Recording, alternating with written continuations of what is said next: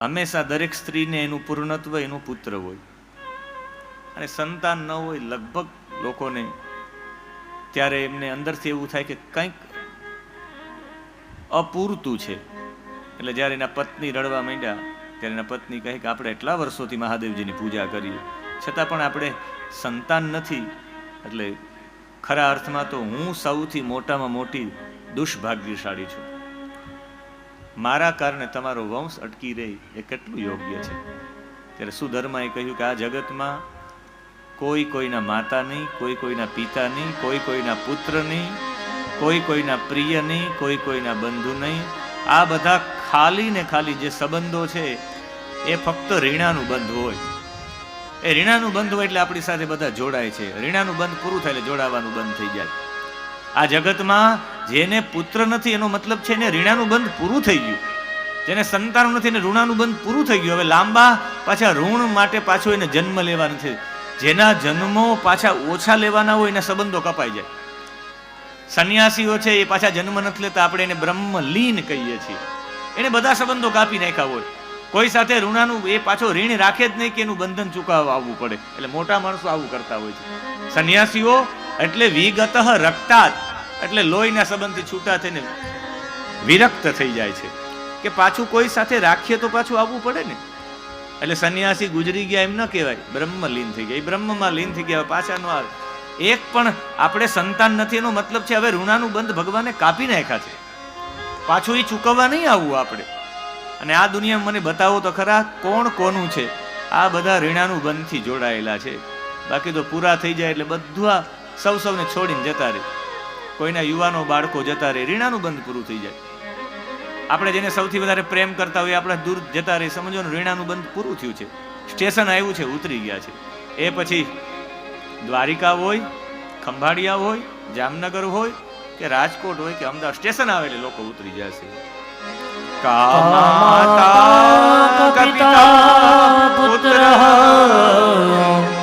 કો બંધુશ્ચ પ્રિયશ્ચ સર્વ સ્વાર્થ પરમ દેવી વિલોક્યાભ્યામ નાત્ર સંશય. અને આ બધું ફક્ત ને ફક્ત ઋણાનું બંધ છે. તમે લેશ માત્ર પણ આવું ન વિચારો. આમનાથી તો બની શકે તો થોડુંક ભગવાનનું ભજન કરાય. આપણે ભગવાનના ભજનમાં લાગી જાય તો બંને લોકો પાછા ભગવાનના ભજનમાં લાગી ગયા, પણ પાડોશન મેણા મારે કે આનું ધન કોણ ભોગવશે. એટલે પોતે રડતા હતા ત્યારે એમણે કહ્યું કે તમે બીજા લગ્ન કરો ને એનાથી તમારો વંશ ચાલે એવી મારી ઈચ્છા છે. એમણે કહ્યું કે ના, એવું નથી કરવું. અને અંતે કહ્યું કે ભગવાનની આજ્ઞા હોય એમ કરશું. એમણે 2 ફૂલ રાખ્યા. મોટે ભાગે આવું થતું હોય છે. આજે પણ જો અતિ ભક્ત લોકો છે ને, ભાવ પ્રધાન, એ જીવનમાં નિર્ણય ન કરી શકે ને ત્યારે ચિઠ્ઠી નાખે ભગવાનની આગળ. ચિઠ્ઠીમાં જેમ આવે એમ કરે. એટલે આને પણ કહ્યું કે આપણે ભગવાનની અંદર 2 પુષ્પ રાખીએ. એ પુષ્પને ધારી લઈએ કે આ પુષ્પ આવે તો આપણા ભાગ્યમાં સંતાન છે, અને આ પુષ્પને કોઈ આપણે નાની બાળકીને બોલાવશું કે આમાંથી 2 ફૂલ લઈ લે. એ જો આ ફૂલ લઈ તો સમજવાનું કે આપણા ભાગ્યમાં સંતાન છે, આ ફૂલ લઈ તો સમજવાનું કે આપણા ભાગ્યમાં સંતાન નથી. તો પછી પ્રયત્ન જ ન કરો. 2 પુષ્પ રાખ્યા છે અને એમાંથી એને નિશ્ચિત કરી રાખ્યા છે 2 પુષ્પ કે આમાં પુત્ર જન્મ થશે, આમાં પુત્ર નહીં. અને બોલાવવામાં આવી એક બાળકીને કે એક પુષ્પ લઈ લ્યો. અને જે પુત્ર વિનાનું પુષ્પ ધારેલું હતું એ લીધું. એટલે કહ્યું કે હવે આપણા ભાગ્યમાં છે નહીં, ભગવાને જેવું ધાર્યું હોય ને એવું થાય. અને સેજ પણ આપણે એમાં જરાય ગમગીન થવાની જરૂરિયાત નથી. ત્યારે રડતા રડતા કહે કે મારા ભાગ્યમાં નથી પણ તમારા ભાગ્યમાં છે. તમે લગ્ન કરો, બીજા કોઈ સાથે ન કરો તો કઈ નહીં, મારી બેન સાથે તો કરો. મોટે ભાગે શોક લોકો હોય એની વચ્ચે, શોકીય લોકોની વચ્ચે કઈ વેર ઝેર થતું, પણ મારી બેન સાથે પરણો તો મારી બેન મારી સાથે કોઈ દિવસ ઝઘડો નહીં કરે, હું નહીં કરું. અમારે બંનેમાં કોઈ દિવસ તમને દુઃખ નહીં થાય. મારી બેનથી કદાચ સંતાન થવાનું હોય તો થાય.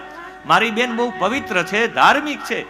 તમે શું ધર્મા છો? મારી બેન પણ ધાર્મિક છે. મારી બેનનું નામ ગુષ્મા છે. આપણે શિવની પૂજા કરીએ, એ પણ શિવની પૂજા કરે. મારે કોઈ દિવસ ઝઘડો નહીં થાય. તમે તમારી વંશની વૃદ્ધિ થાય એના માટે તો લગ્ન કરો. મારા જીવનની છેલ્લી ઈચ્છા છે. એના પત્ની બોલ્યા સુદેહા કે તમે એક વખત બીજા લગ્ન કરો. પત્નીની છેલ્લી ઈચ્છા માની અને આ સુધર્માએ બીજા લગ્ન કર્યા, એમની બેન સાથે લગ્ન કર્યા, ગુષ્મા સાથે. અને એ પણ શિવજીની રોજ માટે 101 પાર્થિવ શિવલિંગની પૂજા કરતા. રોજ માટે 101 પાર્થિવ શિવલિંગની પૂજા કરીને લિંગની પૂજા કરતા કરતા એમને એની સ્થિતિ એવી થઈ ગઈ છે કે ગુષ્માને એક પુત્ર થયો. પુત્ર કામાય શિવમ યજેત. પુત્રની કામના માટે એક દીકરો થયો. દીકરો આવ્યો પછી તો સુધર્મા એટલો બધો રાજી થયો. ઘણા સમય પછી સંતાન થયું એટલે એ ગુષ્મા પ્રત્યેનો પ્રેમ, એ બાળક પ્રત્યેનો પ્રેમ એટલે સુદેહાને ભૂલી જ ગયા હતા એમ સમજી લ્યો. સુદેહાને થયું આની આ દીકરો આવ્યો, આનું માન વધી ગયું, અંદરથી શોક્યનો ભાવ ઉભો થયો અને કહ્યું કે હવે તો આ દીકરો છે એટલે બધું થયું છે, આ દીકરાને મારી નાખું. તો સવારમાં પાર્થિવ શિવલિંગની પૂજા કરતા હતા. દીકરો જે સ્થાન ઉપર સૂતો હતો એ દીકરાને મારી નાખ્યો, હાથમાં તલવાર લઈને. ખાલી એટલું નહીં, ટુકડે ટુકડા કરી નાખ્યા દીકરાના. એ ટુકડા કરી એક પાત્રમાં ભરીને જ્યાં એક સરોવર હતું જેમાં એ રોજ માટે સાંજનો સમય થાય અને પાર્થિવ શિવલિંગને પધરાવવા માટે ગુષ્મા જે સરોવરમાં જતી એ સરોવરમાં દીકરાના ટુકડાઓ કાપી અને પધરાવી દીધા છે. અને આ તરફ પાર્થિવ શિવલિંગની પૂજા પૂરી થઈ, અભિષેક પૂરો થયો અને જ્યારે સાંજ થાય એ પેલા વિસર્જન કરવાનું હોય, પાર્થિવ શિવલિંગને લઈને સરોવરમાં પધરાવવા માટે ઊભા થયા છે. પથારીમાં આમ જોયું છે તો પથારીની અંદર ટુકડાઓ હતા બાળકના, લોહી લુહાણ પથારી, અમુક ચામડીઓ, અમુક ભાગ એ પથારીમાં પડેલો હતો. જોઈ લીધો કે મારા પુત્રને મારી નાખ્યો છે, પણ શિવજીના કાર્યને પૂર્ણ કર્યા વિના મારે મારા દીકરાની પણ ખબર ન પૂછવી જોઈએ. એને પોતાના પુત્રની જે હાલત થઈ હોય, લોહી લુહાણ પથારી જોઈ, અમુક માંસના ટુકડાઓ જોયા, ખબર પડી ગઈ, પણ એને એની સામે દ્રષ્ટિ પણ ન કરી, આંખમાં આંસુ પણ ન લે એવા સૌથી પહેલું કાર્ય છે સૂર્યાસ્ત પહેલા પાર્થિવ શિવલિંગને પધરાવી દેવા જોઈએ. એનું વિસર્જન એ હાથમાં લઈને ઊભા થયા. 101 પાર્થિવ શિવલિંગને જે સરોવરમાં પધરાવતા જતા હતા એ સરોવરમાં પધરાવ્યા છે એને. સરોવરમાં જેવી જ પાર્થિવ શિવલિંગ પધરાવવામાં આવી, એ સરોવરમાંથી બાળક સરોવરમાંથી દોડતું દોડતું એને ભેટી ગયું એનું બાળક. અને એ સમયે જોયું કે આ મારો બાળક અહીંયા સરોવરમાંથી, ત્યારે શિવનું પ્રાગટ્ય, એ પાર્થિવ શિવલિંગનું વિસર્જન કર્યું એમાંથી શિવનું પ્રાગટ્ય થયું. અને શિવે પ્રગટ થઈને હજુ કંઈક કરવા જાય તો બે હાથ જોડીને ગુષ્મા કહે કે સુદેહાનું કાંઈ ખરાબ ન કરતા પ્રભુ. કહ્યું કે સુદેહાએ ટુકડાઓ કરીને પધરાવી દીધા હતા. કહ્યું કે સુદેહાનું કાંઈ ન કરું. અને જો આપ પ્રસન્ન જ હોય તો મારી એક જ વિનંતી છે, મારા નામેથી તમે અહીંયા આ જ શિવાલયમાં, આ સરોવરમાં તમે પ્રગટ થયા, આ સરોવરને શિવાલય નામનું સરોવર કહેવામાં આવશે. આપ મારા નામથી બધા લોકોને દર્શન આપવા માટે અહીંયા સ્થિર થઈ જાઓ. અને એ જ ગુષ્માના નામથી એ ગુષ્માના ઈશ્વર થયા, એ ગુષ્મેશ્વર થયા. અને કહ્યું તારી પેઢીમાં 101 પેઢી સુધી આવા શ્રેષ્ઠ બાળો ઉત્પન્ન થશે. તે રોજ માટે 101 પાર્થિવ શિવલિંગની પૂજા કરી, 101 પેઢી સુધી શ્રેષ્ઠ બાળકોને જન્મ આપશો. આ સરોવરનું નામ શિવાલય સરોવર થશે. જે વ્યક્તિઓ 101 પરિક્રમા આની કરશે એને પરમાત્માની પ્રાપ્તિ થશે. એવા ગુષ્મેશ્વર નામના એ શિવલિંગને 12 જ્યોતિર્લિંગમાં 12મું જ્યોતિર્લિંગ, અને એને પાછા પુનઃ વારંવાર નમસ્કાર છે. અને એ નમસ્કાર સાથે હવે છેલ્લે હરીશ્વર લિંગની વાત છે. હરિએ ભગવાન વિષ્ણુએ જેની પૂજા કરી, શિવની આરાધના કરી, જેનાથી સુદર્શન ચક્રની જેને પ્રાપ્તિ થઈ છે, ધર્મનો લોપ થવા માંડ્યો છે પૃથ્વી ઉપર. રાક્ષસો દૈત્યો પીડા આપવા માંડ્યા છે દેવતાઓને.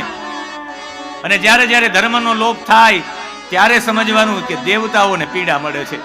દૈત્યોનો પ્રભાવ વધી જાય છે ધર્મનો લોપ થાય. જ્યાં સુધી ધર્મના કાર્યો થતા રહેશે ત્યાં સુધી દેવતાઓને બળ મળે રાખશે, દેવતાઓ પણ પ્રસન્ન થાય. આ જે કર્મ થઈ રહ્યું છે આ 9 દિવસમાં, આજે 8મો દિવસ, કાલે છેલ્લો દિવસ, આનાથી દેવતાઓ સંતુષ્ટ થતા હશે. જેટલું દેવી તત્વ દ્વારિકામાં છે એ પ્રસન્ન થતું હશે ને વારોતરિયા પરિવારને આશીર્વાદ આપતું હશે. જેટલું દેવી તત્વ છે આખા દ્વારિકામાં, ખાલી દ્વારિકાધીશને પ્રસન્ન કરવા માટે નથી, ખાલી નાગેશ્વરને પ્રસન્ન કરવા માટે નથી, તમામ દેવી તત્વને, જેટલું પણ દેવી તત્વ છે એને પ્રસન્ન કરવા માટે ભગવાન નારાયણ, ભગવાન વિષ્ણુ સ્વયં પાર્થિવ શિવલિંગની પૂજા કરે છે.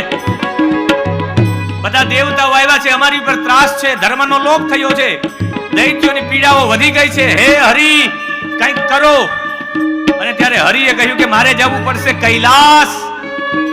યહાં ગયે મેરે શ્રી હરિ, ભગવાન નારાયણ, ભગવાન વિષ્ણુ કૈલાસ પહોંચ્યા છે અને એ જગ્યાએ કૈલાસમાં અગ્નિ સ્થાપન કર્યું, યજ્ઞ કર્યો છે અને સ્થિર થઈને બેસી ગયા છે. મહાદેવજીની સામે પાર્થિવ શિવલિંગ કર્યું.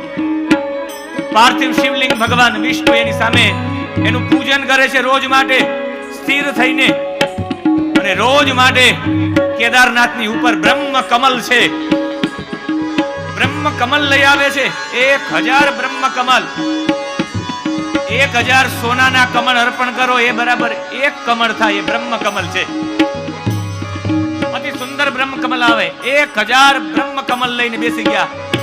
એક શિવજીના નામ સાથે અર્પણ કરવાના ભાવ સાથે એક અર્પણ કરવા માંડી ગયા છે. ભગવાન શ્રી હરિની પરીક્ષા લેવા માટે મહાદેવજી એક બ્રહ્મ કમલને ગાયબ કરી નાખ્યું. અને જેવું જ એક બ્રહ્મ કમલ હતું નહીં, શિવ પુરાણમાં તો લખ્યું છે એ બ્રહ્મ કમલ શોધવા માટે આખી પૃથ્વી ફર્યા છે. ભ્રામ પૃથ્વીમ, આખી પૃથ્વીનું એને ચક્કર લગાવ્યું છે કે ક્યાં મળે પણ એક પણ જગ્યાએ એમને ન મળ્યું. શિવ મહિમ્ન સ્તોત્રમાં પણ આનો ઉલ્લેખ છે. શું વાત કરું શિવ મહિમ્નની. તમે એકાદશ રુદ્ર સૂક્તના પાઠ કરો કે મહિમ્ન સ્તોત્રના પાઠ કરો, સમાન છે બે. એક ગાંધર્વએ ગાયું છે, પુષ્પદંત નામના ગાંધર્વએ મહિમ્ન સ્તોત્ર. અને એ પરંપરા પ્રાપ્ત એક અનુશ્રુતિ છે, એક કિંવદંતી છે. લોક પરંપરાથી એક વાત ચાલી આવે છે. એ વાત પ્રમાણે ઘટના કાશીની છે. કાશીના રાજા જેનું નામ હતું ચિત્રરથ. કાશીના રાજા ચિત્રરથ વર્ષો પહેલા મહાદેવ વિશ્વેશ્વરને પ્રસન્ન કરવા માટે પોતાના બગીચામાં, પોતાના ઉદ્યાનમાં હજારો પુષ્પો વાવ્યા છે. અનેક પ્રકારના પુષ્પો, વિવિધ પ્રકારના પુષ્પો. આપણા ઘરે બની શકે તો પુષ્પ વાવવા જોઈએ, છોડ વાવવા જોઈએ જેમાં ફૂલ થાય. અને એ ફૂલ પણ કોઈ લઈ જાય ને ભગવાનને અર્પણ કરે તો એ આપણે પુણ્યના અધિકારી થઈએ. ચિત્રરથ નામનો ગાંધર્વ, ચિત્રરથ નામના કાશીના રાજા, એમાં અનેક પ્રકારના પુષ્પો. અને એમ હિમાલયના ઉત્તર પ્રદેશમાં કૈલાસમાં, કૈલાસની આજુબાજુમાં ગાંધર્વ નામની જાતિઓ રહે છે. કૈલાસની આજુબાજુમાં કિન્નર નામની જાતિ આજે પણ રહે છે. ભાણદેવજીએ મારો હિમાલયનો પ્રવાસ એમાં લખ્યું છે કઈ કઈ જાતિઓ રહે છે. એમાં ચારણો પણ રહે છે હિમાલયમાં, એનો ઉલ્લેખ છે. અને એમાં એક ગાંધર્વ જાતિ, અને ગાંધર્વ જાતિનો એક અગ્રણી જેનું નામ હતું પુષ્પદંત નામનો ગાંધર્વ. અને આ ગાંધર્વ પોતે શિવજીની પૂજા માટે અનેક પ્રકારના પુષ્પને જોઈ કાશી ઉપરથી પસાર થયો. ઉપરથી ઈચ્છા મુજબ ગમે ત્યાં જઈ શકે ને ગાંધર્વ કહેવાય. આકાશમાં ઉડી શકવાની સિદ્ધિ જેની પાસે છે ને ગાંધર્વ કહેવાય. એ કૈલાસ ઉપરથી ફરવા નીકળ્યો, એને કાશીમાં એક બગીચો જોયો, અનેક પ્રકારના પુષ્પ. અને જે ભગવાનનો ભક્ત હોય એ પુષ્પને જોઈ તો એને એવું થાય કે હું મારા મહાદેવજી માટે લઈ જાઉં. એ પુષ્પ લઈ ગયો. ભાઈ તો રોજ કૈલાસથી કાશી આવે, પુષ્પ લઈને અર્પણ કરી દે. અહીંયા દિવસે પુષ્પ ઓછા થઈ જાય. આમ સવારમાં થાય, સૂર્ય ઉદિત થાય ને પુષ્પ પ્રફુલ્લિત થાય, વિકસિત થાય પુષ્પ. હજી માડી એને લેવા જાય કે તો ઓટોમેટિક ગાયબ થવા માંડ્યા. આખો બગીચો ખાલી. ખબર પડી કે આ કોણ લઈ જાય છે? જ્યોતિષીએ કહ્યું અદ્રશ્ય શક્તિ વાળો કોઈ લઈ જાય છે. સુગંધી, સુમોહક, સુંદર પુષ્પો. આ અદ્રશ્ય શક્તિ વાળાને પકડી લેવો હોય તો જ્યોતિષીએ કહ્યું શિવ નિર્માલ્ય પધરાવી દો ચારે તરફ.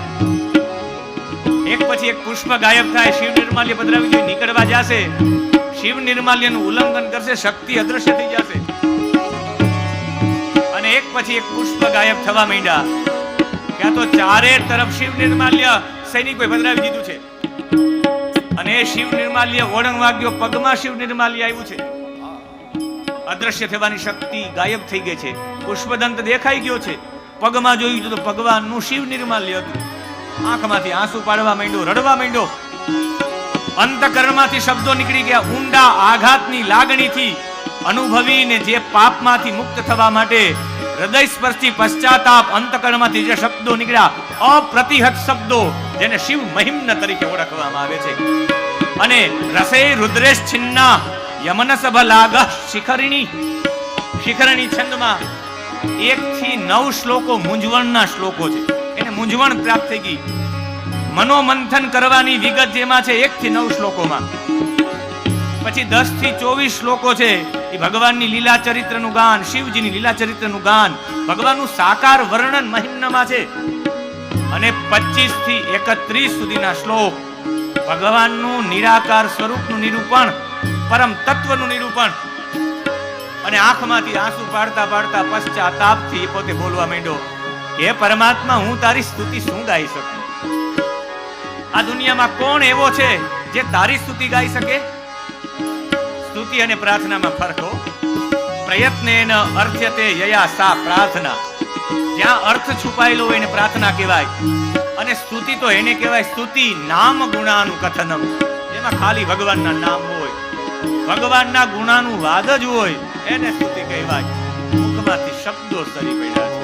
મહિમ્નઃ પારંતે પરમ વિદુષો યદ્ય સદૃષિ સ્તુતિર બ્રહ્માદીના મપી તદવસન્ના સ્વયં ગિરા અવાચ્ય સર્વ સ્વમતિ પરિણામા વધિ ગૃણન મમાપેશ સ્તોત્રે હર નિરપવાદ પરિકર.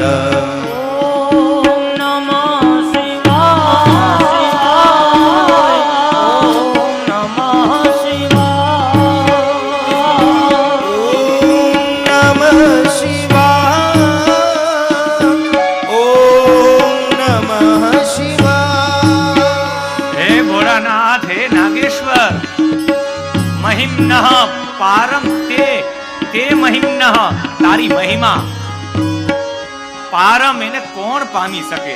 તારો મહિમા કોણ ગાઈ શકે? પરમ વિદુષઃ, અતિમાં અતિ, પરમ અવિદુષઃ, અતિમાં અતિ વિદ્વાનમાં વિદ્વાન વ્યક્તિ કદાચ ગાવાનો પ્રયત્ન કરે તારી સ્તુતિનો. બ્રહ્માદિનામ અપી અવસન્નાહ અવસન્નાહ એવ સ્યુ અવસન્નાહ ઇતિ અસમર્થાહ. તારી સ્તુતિ ગાવા માટે બ્રહ્મા આદિ દેવતાઓ પણ સમર્થ નથી. તને પૂર્ણ કોણ જાણી શકે? આકાશ કેવડું છે કોણ કહી શકે? સાગર કેવડો છે કોણ કહી શકે? હે ભોળાનાથ, તારી મહિમા કોણ ગાઈ શકે? કોઈ પણ નહીં. અપી ગિરહ ત્વયી અવસન્નાહ.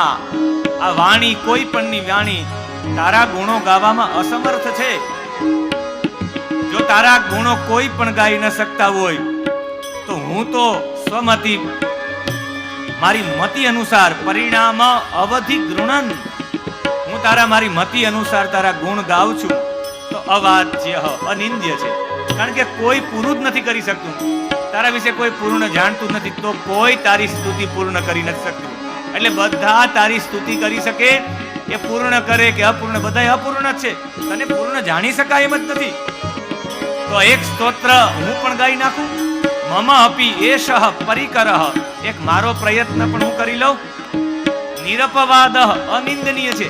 હું કદાચ પ્રયત્ન કરું ને જો બરાબર તારી સ્તુતિ ન થાય ને ભોળાનાથ, તો એ તું મને માફ કરજે. કારણ કે કોઈ પૂરું કરી જ નથી શકતા. તારો મહિમા કોણ ગાઈ શકે? પુષ્પદંત એવું કહે છે. મોક્ષખટ્વાંગમ પરસુરજિનમ ભાસ્મફણિના કપાલમ ચેત્યત તવ વરદતં રૂપકરણમ સુરાસ્તાં તાં વૃદ્ધિં દદતિ ચ ભવત્પ્રણિહિતા નહિ સ્વાત્મારામં વિષય મૃગતૃષ્ણાં ભ્રમયતે.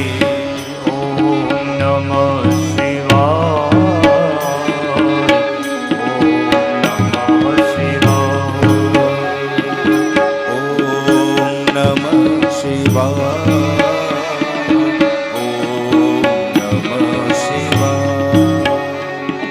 આ શિવપુરાણ હતું. 2017માં અમે કૈલાસમાં શિવપુરાણ કર્યું, મહાદેવજીને શિવપુરાણ સંભળાયું. ત્યાં મને ઓટોમેટિક એક ભાવ ઉત્પન્ન થઈ ગયો આ જ શ્લોક ઉપર કે મહાદેવજી પાસે તવ તંત્ર ઉપકરણમ, પોતાનું તંત્ર, પોતાનું ઘર ચલાવવા માટે ઉપકરણ એટલે સામગ્રી. મહાદેવજીને પોતાનું ઘર ચલાવવા માટે ખાલી 7 જ વસ્તુ છે. મહાદેવજી પાસે બીજી કોઈ વસ્તુ જ નથી. મહાદેવજી પાસે શું છે 7 વસ્તુમાં? તો એક તો મહોક્ષ છે, મોટો એક બળદ નંદી જેને કહેવામાં આવે છે. એક ગરડો નંદી છે જેની પાસે. એક ખટવાંગમ, ખાટલાની તૂટેલી ઈહને ખટવાંગમ કહેવાય. એક પરશુ એટલે એક ત્રિશુલ છે. એક કુહાડી જેવું, જેને આપણે પરશુ કે, એક કુહાડી જેવું પરશુરામજી રાખે એવું પરશુ છે. એક અજીનમ, અજીનમ એટલે જે વસ્ત્ર પહેરવાનું, જાડું વસ્ત્ર જે પહેરેલું છે મૃગચર્મ. એક મસ્તક ઉપર ભસ્મ છે. એક ફણી નહ એટલે એક નાક છે. અને એક કપાલમ, એક ખપ્પર છે. ખાલી 7 વસ્તુ છે. માથા ઉપર લગાડેલી ભસ્મ, ગળામાં સર્પ, હાથમાં ખપ્પર, એક પરશુ, એક કુહાડી છે, એક ખાટલાની તૂટેલી ઈહ છે ને એક નંદી છે. આ 7 જ વસ્તુ છે. પણ સુરાહા જ્યારે દેવતાઓ એની પાસે આવે, તામ તામ રિદ્ધિમ, તામ તામ રિદ્ધિમ, જ્યારે દેવતાઓ આવે ત્યારે દધતી, ત્યારે એ દેવતાઓને રિદ્ધિ આપી દે છે, જે જોઈએ એ આપી દે છે. અને ખાલી કેમ? ભવદ ભ્રુ પ્રણિહિતામ, ભવદ એટલે આપના, ભ્રુ એટલે આ ભવાથી, પ્રણિહિતામ દધતી, તમે ખાલી આમ ભમરો હલાવો ત્યાં દેવતાઓને બધું મળી જાય છે. રિદ્ધિમ, બધી રિદ્ધિ પ્રાપ્ત થઈ જાય છે. મને એમાંથી વિચાર આવ્યો કે મહાદેવજી કેમ દેવતાઓને રિદ્ધિ સિદ્ધિ આપતા હશે? સસરા બેઠા હોય પોતાના ઘરમાં અને એની પુત્ર વધુઓ હોય, મહેમાન આવ્યા હોય તો સસરાને કહેવું પડે કે ચા મૂકો, નાસ્તો કરો. ખાલી સસરા આમ જોઈને આ ભ્રુને આમ હલાવે ત્યાં બધું એના પુત્ર વધુ આપી દે. ગણેશજીના પત્ની છે રિદ્ધિ અને સિદ્ધિ, અને આ રિદ્ધિ અને સિદ્ધિ પુત્ર વધુ છે. મહાદેવજી ખાલી આમ ભ્રુકુટી હલાવે ને તે ગણપતિના પત્ની રિદ્ધિ અને સિદ્ધિ બધું આપી દે દેવતાઓને જે માગે. અને સ્વાત્મા રામમ, પોતાના આનંદમાં રહેવા વાળા છે. વિષયત મૃગ તૃષ્ણાપ ન ભ્રમયતી, વિષયોમાં જે મોહિત જ નથી થતા એવા મહાદેવજી. આજે 8મો દિવસ છે. થોડોક હું ઊંચો જઈશ, આ અઘરો વિષય છે, તમને ભારી લાગશે, પણ આ છેલ્લે છે. છાસ પીવો ને તો છેલ્લે ઘાટી છાસ આવે, એટલે આ ઘાટી છાસ આવે એ ભાવના સાથે. હરિસ્તે સહસ્રમ કમલબલિમાધાય પદયોર યદેકોને તસ્મિન નિજમુદહરં नेत्रकमलं गतो भक्त्युद्रेकः परिणतिमसो चक्रवपुषा त्रयाणां रक्षाये त्रिपुरहरजावर्ति जगता.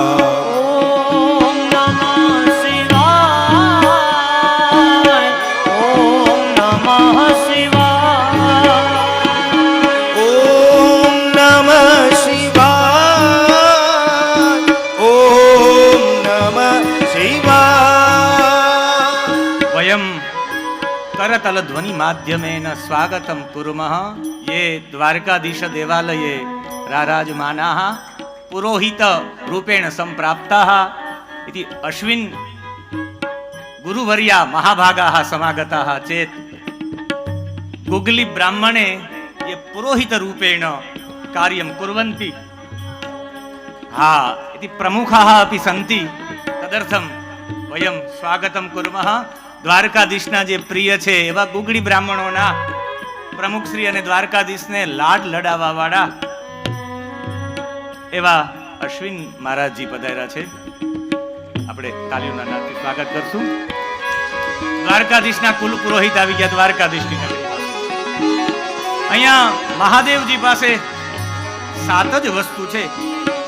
મહોક્ષ, એક મોટો નંદી. નંદી છે એ પરાક્રમનું પ્રતીક છે. મહાદેવજી પાસે નંદી છે એ બહુ મોટી ઉંમરનો છે, ત્યાં એવું નથી સમજવાનું. સામર્થ્યનું પ્રતીક છે નંદી. મહાદેવજી સામર્થ્યવાન છે. ખટવાંગમ, ખાટલાની ઈ ભગવાન પાસે છે. એનો આધ્યાત્મિક અર્થ થાય દંડ, એટલે ભયની વ્યવસ્થા. આડાવડું કરશો તો દંડ પણ આપવામાં આવશે.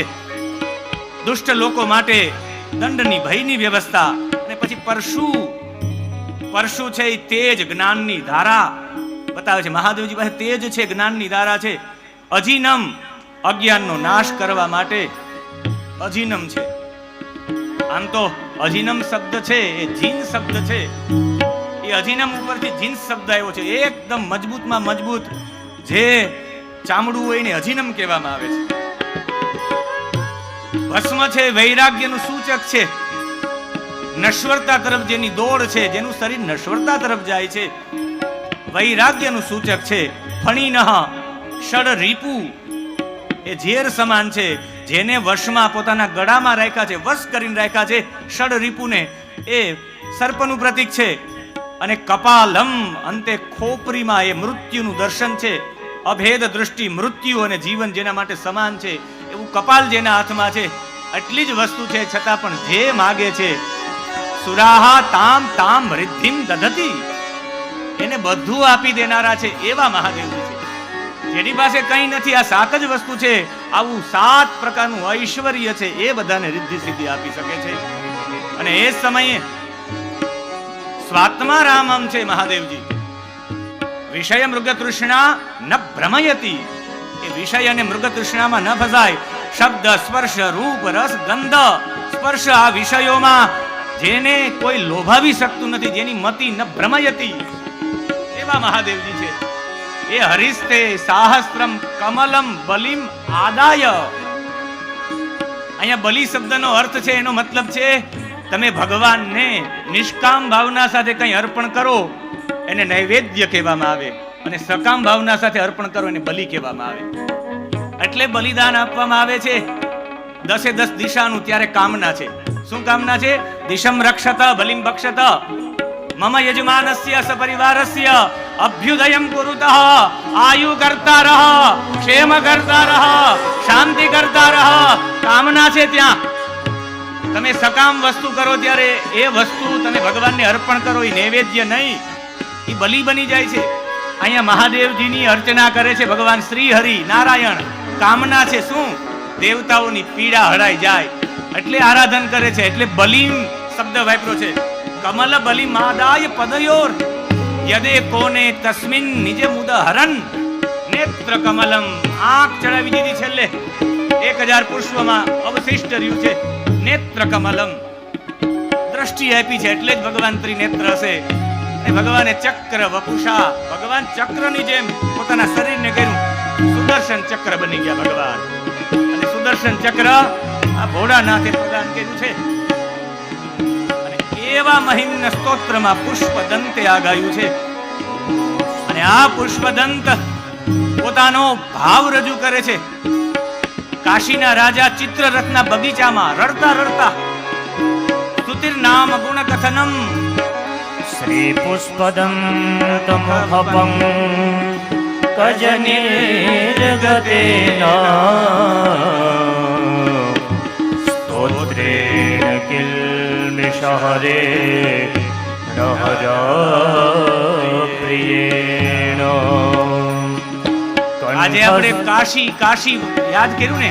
અહમ કાશીમ ગમિષ્યામિ તત્રેવ નિવસામ્યહમ એવં સતતમ એવં બ્રુવાણઃ સતતમ કાશી વાસ ફલમ લભેત. જે બોલે કે હું કાશી જઈશ, હું કાશીમાં નિવાસ કરીશ, આવો જે વિચાર વારંવાર કરે એને કાશીમાં રહેવાનું ફળ મળે. એવા કાશીમાં અધ્યયન કરેલા નરેન્દ્રભાઈ શાસ્ત્રીજી પણ પધાર્યા છે સમસ્ત બ્રહ્મ સમાજ સાથે. જુનાગઢ બ્રહ્મ સમાજના પ્રમુખથી લઈને બધા પધાર્યા છે. એ તમામનું સ્વાગત છે. આજે મને એવું લાગે કે 8મો દિવસ છે ને, મને એવું લાગે બ્રહ્મ સભા થઈ ગઈ છે. બધા પુરોહિતાઃ સંતિ, અત્ર પ્રવચનકારાઃ સંતિ, અધ્યાપકાઃ સંતિ, છાત્રાઃ સંતિ, અર્ચકાઃ સંતિ. મને મને એવું લાગે વારોતરિયા પરિવારની ઈચ્છા નાગેશ્વરે સાંભળી લીધી છે. એની પૂજા કરનારા બધા આવી ગયા અને શિવની પૂજા તો મહાદેવની પૂજા તો બ્રાહ્મણો જ કરે. એટલે એવા મહાદેવના ઉપાસકો મહિમ્ન સ્તોત્રમાં 1 થી 9 શ્લોકો પહેલા મૂંઝવણના છે, રડતા રડતા પોતાની મૂંઝવણ વ્યક્ત કરી, પોતાનું મનોમંથન વ્યક્ત કર્યું. પુષ્પદંતે કાશીમાં ચિત્રરથના બગીચામાં 10 થી 24 શ્લોકો ભગવાનના લીલા ચરિત્રના છે, સાકારનું વર્ણન છે. અને પછી 25 થી 31 ના શ્લોકો પરમ તત્વના રૂપમાં નિરાકારનું